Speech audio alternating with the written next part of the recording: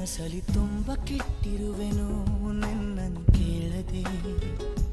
ರೆಕ್ಕೆಯ ನೀನೆ ಕಟ್ಟಿರಲು ಈ ಹೃದಯವು ಹಾರಿದೆ ನನ್ನ ಕೌತುಕ ಒಂದೊಂದೇ ಹೇಳಬೇಕು ಆಲಿಸುವಾಗ ನೋಡು ನನ್ನನ್ನೇ ಸಾಕು ಸಹವಾಸ ದೋಷದಿಂದ ಸರಿ ಹೋಗಬಹುದೇ ನಾನು ನನಗಾಗಿಯೇ ಕಾದಿಟ್ಟುಕೋ ಹಠವೊಂದನು ಕೆಳಗುವ ಮುನ್ನವೇ ಪರವಶನಾದೆನು ಅರಿಯುವ ಮುನ್ನವೇ ಪರಿಚಿತನಾಗಲಿ ಹೇಗೆ ಪ್ರಣಯಕ್ಕೂ